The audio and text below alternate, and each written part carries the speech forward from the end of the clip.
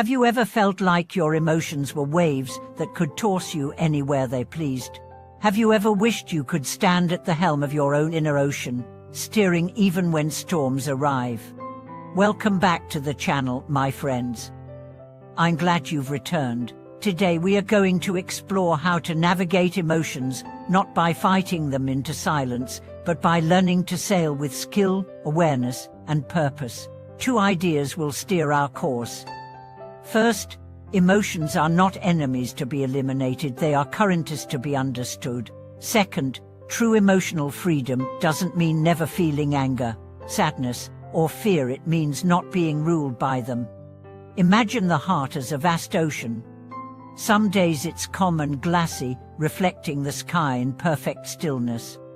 Other days it's churned by winds of stress, resentment, or longing. If we lack skill, we get tossed around. If we learn the patterns of wind and wave, we can cross even the roughest waters without capsizing. Let's start with anger. It often arrives like a sudden squall, fast, loud, and destabilizing. In the moment, the reflex is to lash out or shut down. The practice here is to notice the tightening in the body before the words leave the mouth. You pause, breathe once, and imagine yourself as the captain adjusting the sail to keep from tipping. You might still speak firmly, but without letting the wave decide your direction. Over time, this pause becomes instinct, and anger becomes a signal to steer carefully rather than an order to attack. Now sadness. This is less a storm than a dense fog. It muffles sound, narrows vision, and slows movement. When we fight it, we get lost. When we drift in it without awareness, we lose momentum.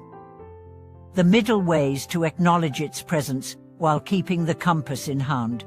You can allow the heaviness in your chest, but you also make small daily choices that keep you moving: a walk in fresh air, a conversation with a friend, a moment of chanting.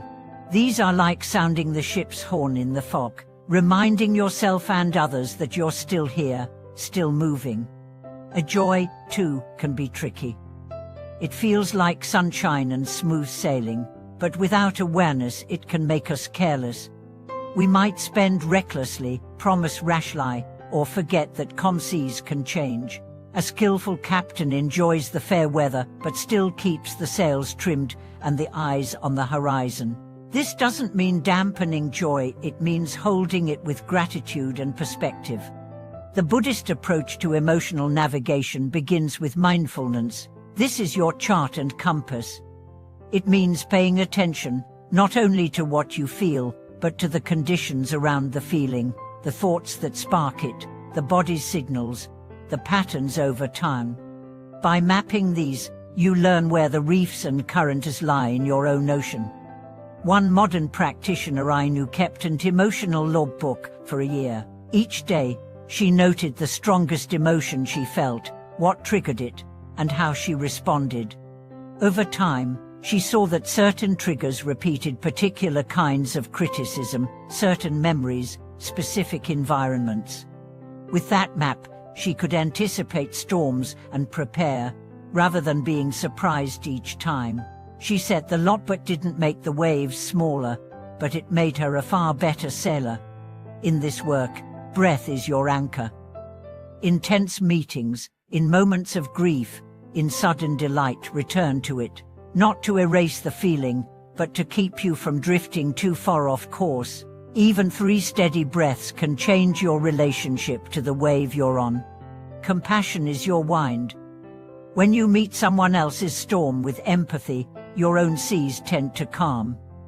This doesn't mean letting others' emotions steer you, but it means recognizing that everyone is crossing their own ocean. Sometimes, lending a rope to another ship steadies both vessels. And equanimity is your hull. It's the stable base that keeps you afloat regardless of the surface conditions. You build it through daily practice, meditation, chanting, mindful action, until it's strong enough to handle years of weather. But emotional freedom isn't just about survival, it's about exploration. When you're no longer a hostage to every gust, you can choose your destinations. You can decide to sail toward greater patience, deeper relationships, more meaningful work.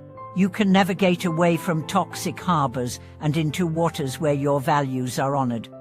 This isn't instant work. You will still have days when the ocean wins, but each time you right the ship, each time you adjust the sail, you build confidence in your ability to travel. Over the years, you might look back and realize that storms which once terrified you now barely ruffle the deck. So as we close, remember this: your emotions are part of the sea you live on. You don't control the weather, but you can master the art of sailing, learn the currents, respect the storms, and cherish the calm days without clinging to them. In doing so, you'll discover that the ocean of the heart is not something to fear, it is the very space where freedom is found. I'd love to hear about your own images. What's one emotional storm you've learned to navigate better over time? Share your story in the comments, it might be the map someone else needs. If you found this helpful, please subscribe to the channel, click the like button, and share it with anyone who's ready to steer their own ship through the waves. Thank you for watching this video.